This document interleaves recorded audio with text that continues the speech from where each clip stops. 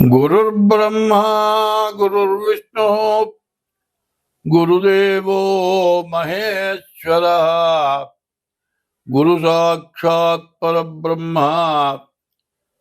तस्मै श्री गुरवे नमः। अगजानन पद्मार्कं गजाननमहर्निशम् अनेकदं त्वं भक्तानां एकदन्तमुपास्महे। अज्ञानतिमिरान्धस्य ज्ञानाञ्जनशलाकया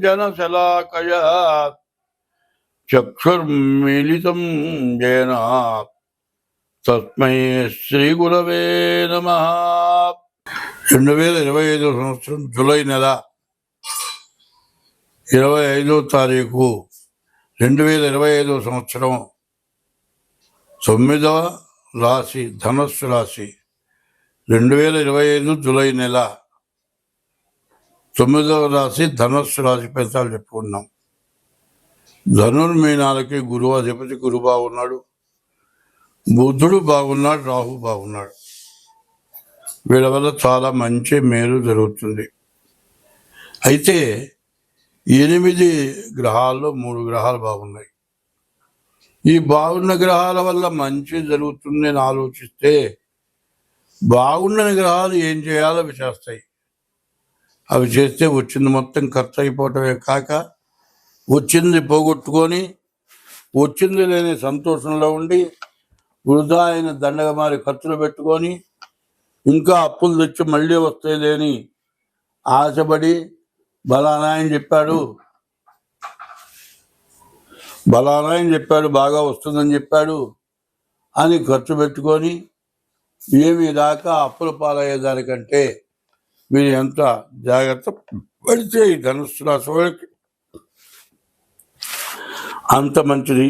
రాహువు, బుధుడు, గురువు 3 గ్రహాలు బాగున్నాయి. అర్ధాష్టమ శని ప్రాణకంటకుడు, చాలా నష్టపడతాడు, చాలా బాధపడతాడు. మనిషికి ఏం చేయాలో తోచని పరిస్థితి తెస్తాడు. కాబట్టి మీరు జాగ్రత్త పడి జాతకం చూపించుకోండి, చాలా మంచిది. స్వస్తి. మేషరాశి నుండి మీనరాశి వరకు ఈ రాశులే కాదు, ఎవరైనా సరే జాతకం చూపించుకోకపోయినా పర్వాలే, ముందు ఇది వినండి, మీ ప్రవర్తనను మార్చుకోండి. అన్ని విధాలా మంచిది. ఏమిటి, నువ్వు ఎంత సంపాదించావు అన్నది కాదు, ఏమాత్రం జాగ్రత్త పడ్డావు అన్నది అవసరం. జీవితంలో రోజు పొద్దున లేచి సాయంత్రం దాకా ప్రతి వాళ్ళు కష్టపడుతున్నారు. కూలివాడు పొద్దున పోతే రాత్రి దాకా పనిచేస్తున్నాడు. మరి బీటెక్ వాడు 8 గంటల వరకు చేస్తున్నాడు.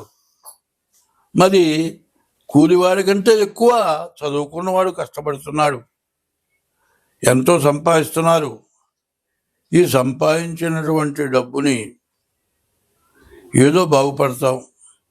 ఉద్యోగం చేసుకునేవాళ్ళు జీతం వస్తుంది లేని లోన్లో అపార్ట్మెంట్లు కొనుక్కొని మధ్యలో ఉద్యోగం పోయి సగం డబ్బులు అపార్ట్మెంట్కి కట్టి మిగతా అవి కట్టలేక అపార్ట్మెంట్ పోగొట్టుకొని ఉద్యోగం పోగొట్టుకొని ఇట్లా రకరకాలైన బాధలు పడుతున్నారు.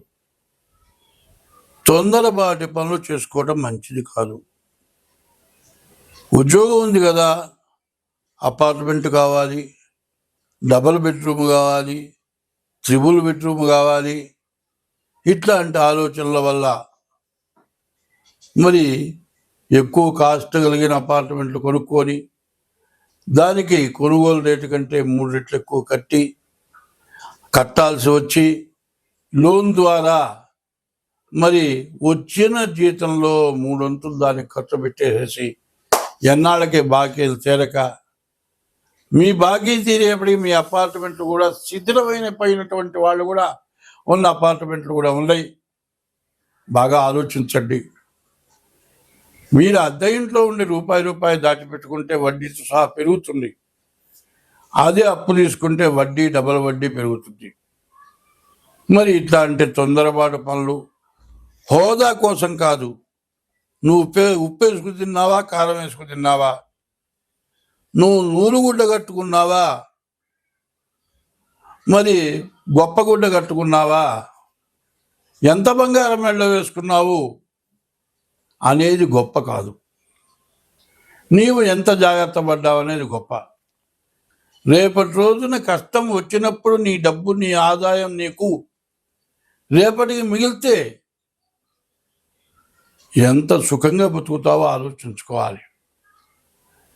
ఇదివరకు ప్రతి వాళ్ళు కూడా ఎంత కష్టపడ్డా సరే ఇవాళ తినే ఆహార పదార్థాలు కూడా బాగాలేవు. చైనీస్ ఫుడ్స్, ఆ ఆహారం మీద ఉన్నటువంటి ఇంట్లో చేసిన ఆహారం మీద లేదు. దానివల్ల రకరకాల రోగాలు వస్తున్నాయి. తినే ఆహారాల ద్వారా కానీ, సంపాదించే డబ్బు అజాగ్రత్త వల్ల కానీ, భార్యాభర్తలకి విపరీతమైన కోరికల వల్ల కానీ, అపార్ట్మెంట్లు కొనుక్కోవటం వల్ల కానీ ఎంతో నష్టాలు జరుగుతున్నాయి. చేపకాస్త బంగారం కొనుక్కున్నా అవసరమైనప్పుడు నీకు అక్కడికి వస్తుంది. వచ్చిన డబ్బులు బ్యాంకులో పెట్టుకుని ఆ వడ్డీతో సహా నీకు ఉపయోగపడుతుంది. ఇట్లాంటివి చేసుకోక అపార్ట్మెంట్లు కొని మరి ఎక్కువ హోదాలకు పోయి ఆ బాకీలు కట్టలేక, తల్లిదండ్రులకు అన్నం పెట్టలేక, తల్లిదండ్రులను వెళ్ళగొట్టి, వాళ్ళు తల్లిదండ్రులు సర్వస్వం ధారపోసి నీకు చదువు చెప్పించి నీకు ఉద్యోగం ఇప్పిస్తే నీవు తల్లిదండ్రుల మొహం చూడక, వాళ్ళు వృద్ధాశ్రమాలకు అడుక్కొని నేను వాళ్ళు ఎక్కడున్నారో నువ్వు తెలుసుకోక, వాళ్ళు చచ్చిపోతే కూడా ఎక్కడున్నారో తెలియకుండా చచ్చిపోయిన వాళ్ళు కూడా ఉన్నారు. ఇట్లాంటి మహాపాపాలు చేసుకుంటున్నారు. ఈ పాపాల నుంచి మీరు బయటపడాలి అంటే అన్ని రాసుల వాళ్ళు, అన్ని కులాల వాళ్ళు, అన్ని మతాల వాళ్ళు కూడా ఈ చెప్పేది ఆలోచించండి. ప్రతి వాళ్ళు చదువుకుంటున్నారు, ప్రతి వాళ్ళు ఉద్యోగం చేస్తున్నారు, ప్రతి వాళ్ళు ఎక్కువ సంపాదించాలి అనుకుంటున్నారు. కానీ మీ పిల్లల్ని యూకేజీ దగ్గర పోతే 40,000 50,000 కట్టాలా? ఈ చదువు ముఖ్యమా? నీవు చదువుకున్న చదువు 5 క్లాసుల వరకు నీ పిల్లలకి చెప్పుకోగలిగినటువంటి స్టేజ్ మీకుంది. నీవు నీ పిల్లలకి చెప్పుకున్నట్లుగా స్కూల్లో చెప్పగలుగుతున్నారా? క్లాసుగా పిల్లల దగ్గర మీ దగ్గర డబ్బులు తీసుకొని వాళ్ళు ఏదో డ్రెస్ చేసుకొని గొప్పగా తిరిగి టీవీలో వచ్చిన అమ్మ ఆవు ఇల్లు ఈగ ఇట్లాంటి మాటలు చెప్పి దీంతో తృప్తి పట్టం కాదు. రామాయణ భారత భాగవతాలు ఉన్నాయి, నీతి పద్యాలు ఉన్నాయి. అవి పిల్లలకి చెప్పి తాత్పర్యం చెప్పి పిల్లల్ని బాగు చేసి మీరు బాగుపడి మీ డబ్బుని జాగ్రత్త చేసుకొని, మీరు ప్రతి రూపాయిని జాగ్రత్త చేసుకొని మీరు బాగా సుఖంగా బతికి మీ పిల్లల్ని జాగ్రత్తగా చదివించుకొని, దేశ భాషలందు తెలుగు లెస్స అని చెప్పుకుంది. తెలుగు భాషని మించినటువంటి భాష లేదు. సంస్కృత భాష, సంస్కరింపబడిన భాష సంస్కృత భాష. సంస్కృత భాషలో తెలుసుకోవాల్సినవి చాలా ఉంటాయి, అటువంటివి తెలుసుకోండి. ఇంత వివరించి చాలామంది చెబుతున్నారు, అది వింటల్లా. పిల్లల్ని ఏమన్నా తెలుగులో పేరు రాయాలంటే రాయడు. విశ్వక్సేనుడు అని చెబితే రాయలేరు. లక్ష్మీనారాయణ అని చెప్తే LAXMI రాస్తారు, లక్ష్మి అని రాస్తారు. LAKSHMI లక్ష్మి అవుతుంది. తెలుగు భాషని మరి మృత భాషకి సకిన చేశారు. అమృత భాష తెలుగు సంస్కృతం.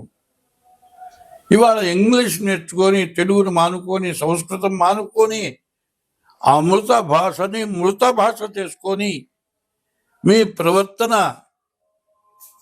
అమృత యోగం నుంచి మృత యోగాన్ని తెచ్చుకొని అందరూ కూడా సమస్యలకు లోనవుతున్నారు. ఇదందరూ బాగా తెలుసుకోండి. బాగా ఆలోచించండి. ప్రతి విషయంలో మనం తింటూ మన పక్క వాళ్ళు బాగున్నారా లేదా, అందరం కలిసి జీవిద్దాం, అందరికీ మంచి చెబుదాం, అందరితో మంచిగా కలిసి బతుకుదాం. మనకు అవసరం వచ్చినప్పుడు వాళ్ళు ఉపయోగపడాలి, వాళ్ళ కోసం వచ్చినప్పుడు మనం ఉపయోగపడాలి అనేటువంటి ఆలోచనలు కలిగి జాగ్రత్తగా మీరు పిల్లల్ని జాగ్రత్త చేసుకోండి. యూకేజీకి విపరీతమైన జీతాలు, మీ సంపాదించిన సంపాదన మీ అహంకారంతో పెడుతున్నారనేది బాగా ఆలోచించండి. అక్కడ చెప్పే చదువు మీరు రోజు 1 గంట తలుచుకుంటే మీ పిల్లలకి చెప్పగలరు. మీ పిల్లల్ని ప్రేమగా చెప్పుకొని లైన్లో పెట్టుకోగలరు. కానీ డబ్బుని మంచినీళ్ళ కంటే అతి తేలిగ్గా ఖర్చు పెట్టి రేపనే రోజుకి మీకు ఆలోచన పోగొట్టుకొని మరి మీ చదువులో మీ ఉద్యోగం ఎంతకాలం చేయాలో అంతకాలం లేకుండా మధ్యలో ఉద్యోగాలు పోగొట్టుకొని కష్టాలు పడుతున్నారు. వీటి నుంచి బయటపడాలంటే మంచి చెప్పేదాన్ని తెలుసుకొని, ముందు తెలుగు సంస్కృతం తెలుసుకొని, కనీసం రోజు ఒక పద్యమైనా మీరు చదువుకొని పిల్లలకి చెప్పండి. మీరు బాగుంటారు, పిల్లలు బాగుంటారు, దేశం బాగుంటుంది. స్వస్తి.